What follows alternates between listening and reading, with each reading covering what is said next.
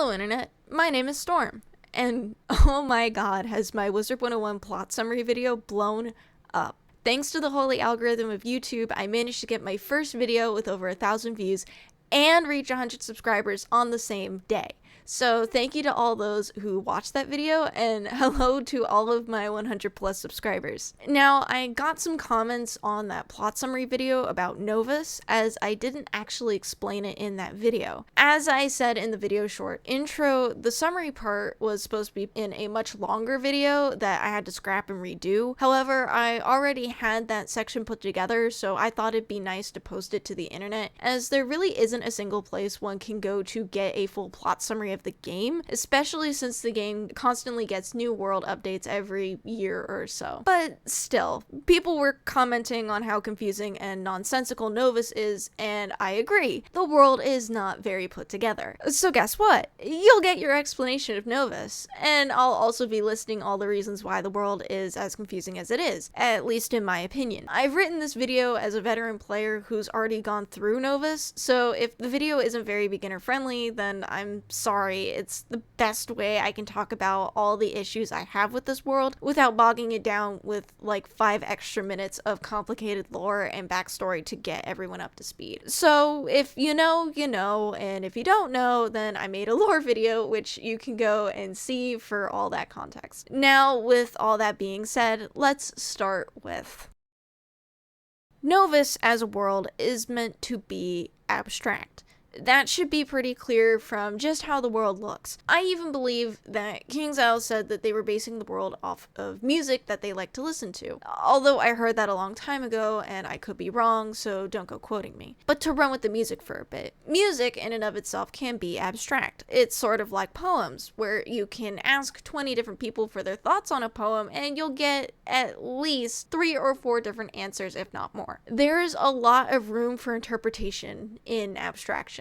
That is what Novus looks like. The interpretation of a world from a being whose only frame of reference to the grander spiral is from a world that was also stitched together, and the thoughts of the diplomats from the nations that settled on Novus. Thoughts themselves are also abstract in their own way, as we are not only working with an imperfect memory, but also imagination and self-created fantasy sprinkled throughout. You know exactly what is going on inside your own head, but if someone else were to come along and peer inside of your head, they might interpret your thoughts very differently. Novus, in and of itself, is nothing's incomplete idea of what a world is, and on some level he's trying to supplement his lack of knowledge with the knowledge of the diplomats, thus stemming into trying to make them all happy by appealing to their ideal worlds instead of their practical worlds, as they rather live in their ideal worlds.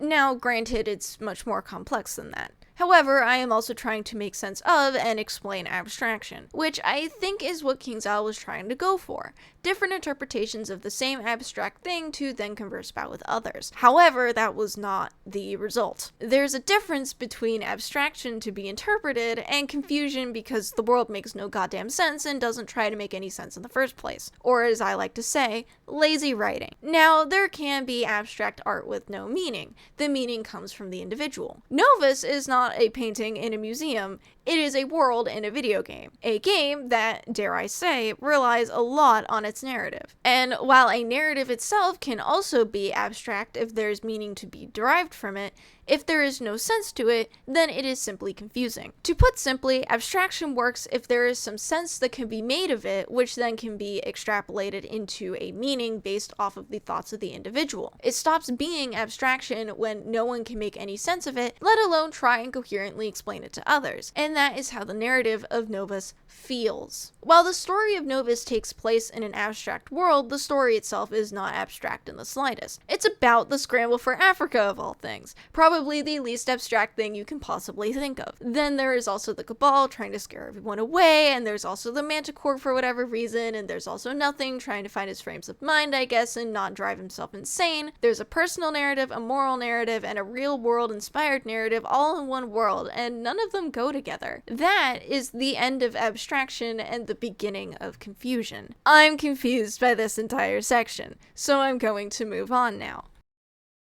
let's discuss the 3 stories of Novus. I will not be explaining the stories in chronological order of the quests themselves, as the quests do jump around a fair bit from topic to topic, but rather in the order of most to least prominent. It's better if you're playing through it rather than explaining it, however I will do my best to do each story justice. The story you interact with the most is the Scramble for Africa inspired one. With the sudden appearance of Novus, some of the great spiral nations, the British, the French, the Spanish, and the Italians, immediately set out to settle on Novus and claim the world as their own. The rest of this story, however, is the player trying to get everyone to get along with one another. And the moment there's a disagreement or misunderstanding or some sort of hardship, all the diplomats go right back to bickering. Basically, whatever you do to try and improve relations winds up falling apart basically immediately. And I'm not going to get into the details of this one because the details are all shallow and boring as hell. The second story, which is more of a side plot, is to do with the Cabal. Frankly, I feel like the Cabal was shoehorned into the 4th arc as a whole. They were hardly an impact on Caramel, and Lemuria was made by a member of the Cabal, but none of the members actually appeared there. I digress. There are actually 2 sides to the Cabal's story. One side is where they're trying to scare everyone off of Novus because they see the world as evil or whatever. The other side is the Manticore.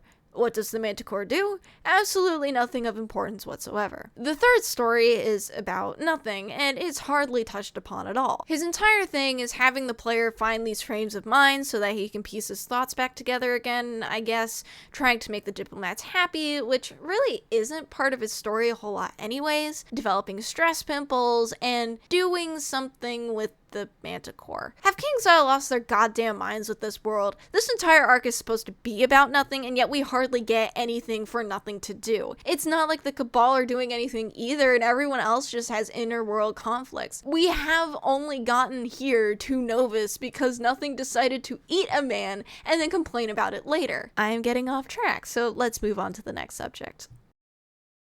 I really don't like nothing as a character and as an entity. First of all, nothing is supposed to be, well, nothing, stemming off of the paradox concept from Imperia somehow. However, he is certainly something. He can manifest himself to the player at the very least. He exists in a space that one can physically go to based off of the cavities from Caramel. He just didn't have a corporeal form that existed exclusively in the spiral until the events of Lemuria. Already, his entity is a weird contradiction, as he exists, but doesn't exist in the spiral. On top of that, here are some things that were sort of touched upon but never fully explored. Nothing has some weird link to musicology, as when he was near the 2 lab machines and the world synthesizer in Lemuria, the other heroes could see and hear him, and when they were turned off, they couldn't. Nothing was awoken by the player, unleashing their Super Scion mode in Imperia. Why? What connection does he have to light and shadow, if any? How is it that the wizard can see nothing between the end of Caramel and the beginning of Novus? What special link do the 2 of them have? Is it related to the wizard being from Earth, or is it for a different reason entirely? As a character, he's even worse. Here's the thought. Nothing never learned how to be a friend, and in checking to see if he ever called the player his friend, he doesn't. While everyone else calls the 2 of us friends, Nothing never uses the word friend in relation to the wizard. Ever. He asks the wizard for help a lot, sure, but doesn't hardly do anything for us in return. In trying so hard to make the diplomats happy, he's quite definitely making the wizard miserable. He often complains about his current hardships, but never really takes the time to try and solve them himself, instead asking the wizard to solve them for him. Although what he's asking the wizard to solve in the first place is not to be solved by them at all, but by him. Well, I don't want to make it sound like all Nothing does is complain and grandstand. That's largely what he does when he's not trying to be philosophical. I often consider Nothing to be that of a black hole, a void where nothing exists and all that exists is destroyed there. However, he isn't a black hole, since he doesn't need to consume matter to survive. Not only that, but while the old one was consumed and implied dead, Nana, the Cabal, and even the player were able to enter Nothing's domain without becoming consumed themselves. If I may indulge in headcanon for a bit here, a couple months ago I wrote my own arc for Wizard 101, and as part of that arc I made a class of entities I dubbed Outer Beings. Outer Beings are essentially godlike entities that influence the spiral, such as Raven and Spider, but that don't exist in the spiral itself. Instead, these outer beings exist in their own subdomains and exert their influence from there. This is what I consider Nothing to be, the outer being of negative space, or something similar, who should never have been able to manifest in the spiral in the first place. But through sheer willpower alone, and with help from the world synthesizer, I guess, he was able to do it, and thus threw the spiral into complete disarray. Though why he would even be asleep in the first place is still unanswered. Okay, headcanon over. If you would like to read more about the arc that I wrote, I'll leave a link to the Google Doc in the description below. A very important question to ask ourselves is, who is the target audience for Novus? And before you say anything, just think about it. Who is Novus for? In Novus, there's talk about trade, supply and demand, treaties and negotiations, traders, and even hints of racism and classism. I'm sure I didn't cover everything, but that's already a lot of mature themes only a mature audience would fully understand. And yet, the game is still rated E for everyone 10 and up.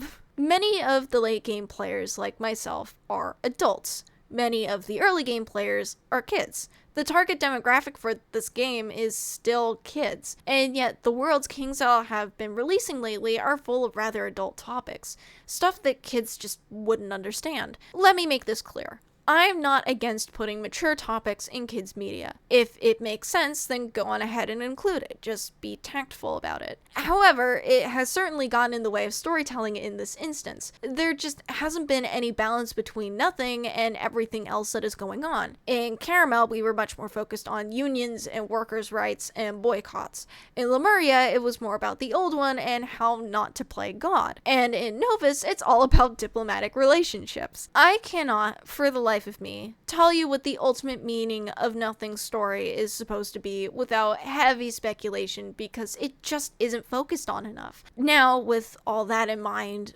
let me ask the question again.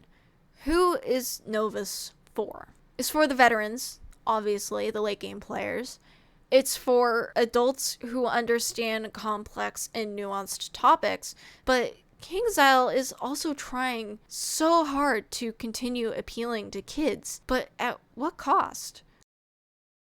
Now, with my ramblings over, let's finally summarize the story of Novus. After his supposed death in Lemuria, the world synthesizer rebirths Nothing into the world of Novus, granting his wish to be part of the spiral at last. But with a catch. Nothing can now hear all of the thoughts of all of the beings in the spiral, and wanting to make them all happy, Nothing attempts to grant the wishes of those who have now come to Novus in search of territory and resources. However, the diplomats from Marleybone, Monquista, Polaris, and Valencia did not come looking for friendship, but to expand their empires to a brand new world. And while the wizard attempts to be the mediator for all four of these nations, while also helping Nothing to recollect himself and his frames of mind, the Cabal are also on Novus causing a ruckus. Copycat and the Quake Charmer are trying to scare everyone off of Novus, as they believe that the world would bring nothing but destruction and despair to those who try and use it for their own gain. Little do they know, the Manticore, another Cabalist, is trying to use Nothing and Novus for that exact reason. He tries to convince Nothing to join him in his mission to make the spiral whole again, figuratively and literally, by telling him that rejoining the spiral will make everyone happy. However, the player stops the Manticore and shows Nothing,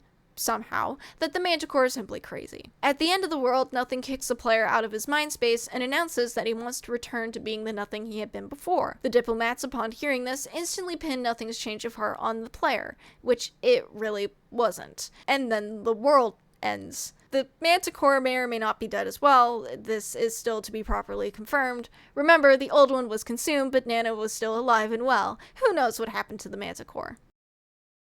If you couldn't tell already, Novus has been weighing on my mind for a long time now. Really, all of the fourth arc has, but Novus in particular. And it's strange sometimes, and I can only attribute that to my writing skills.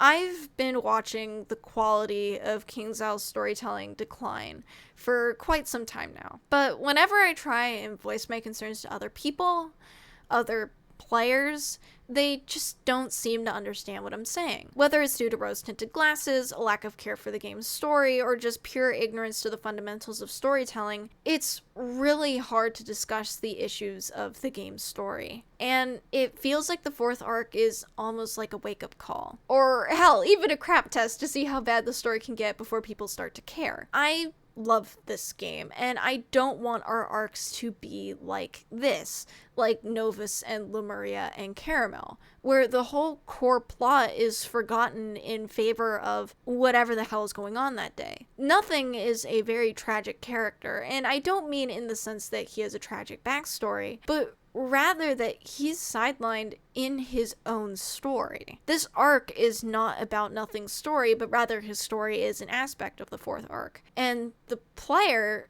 the arc isn't even about them either, and they're supposed to be the main character. You are supposed to be the main character, the hero of the spiral. And yet you didn't even initiate the fourth arc. No, it was Nothing waking up, eating the old one, and then complaining to you about it later. You didn't have a choice as to whether or not you woke up Nothing. He just did. And furthermore, you didn't even have to listen to Nothing. You didn't have to go on this adventure. But in absence of free choice, you and Nothing are now intrinsically tied at the hip, whether you wanted to or not. And I did not want to. The fourth arc really feels like a collection of short stories with an overarching narrative tacked onto it. Think about it. If Nothing never existed, then there's no narrative through line for these four worlds. And as was hopefully established throughout this video, the worlds we have right now hardly focus on Nothing in the first place, but on these specific worlds' struggles. Nothing played such a minor role in these worlds, being but a catalyst for the wizard to become embroiled in these issues in the first place. But take away Nothing, and you're left with only short stories. Short stories, I believe, that really should have been about the wizard finally forging their own path in the spiral as a budding adult, only becoming yet another heroic figure on complete accident. But instead, we're left with this miserable excuse for an arc, and to be completely honest, I have no idea what the ultimate point to all of this even is. Once again, and I cannot stress this enough, if the wizard decided to not listen to Nothing, then Lemuria, Novus, and the upcoming Wallaroo would never have happened in the first place. And this is my biggest issue with this entire thing. None of this had to happen. The wizard could have just walked away. Theoretically speaking, of course. I am not excited for Wallaroo, but I'll play it all the same. It's why I haven't voiced any of my issues with the Manticore in this video, as I seriously hope that he wasn't just a one-and-done villain for the sake of it. Some part of me hopes still that KingsIsle can conclude this arc with some grace and dignity. For Nothing's sake, at least. This arc could have been so much better, and yet it isn't. And Novus is almost the epitome of that. I want this game to be better, but there isn't a whole lot I can do. Thank you for watching. For those that don't know, I'm an author who had their first publication back in March. It's called The Mirror, and it's an anthology about cats and magic. I also do fiction every Friday on my Substack, where I am currently writing a Wizard 101 inspired fantasy war story, and I will have a novel coming out later this year, which is also Wizard 101 inspired in the same universe as that fantasy war story, which you can say is sort of like my take on how the second arc could have gone, but hopefully without including anything that KingsIsle can claim to be copyright. So if either of these projects sound interesting to you, please subscribe to both my YouTube channel and my Substack. A link to my Substack will be in the description below. There will also be a link to The Mirror if you'd like to purchase a copy of that for yourself, and also a link to my own art document for those interested in that too. Once again, thank you all so very much, and have an amazing time zone.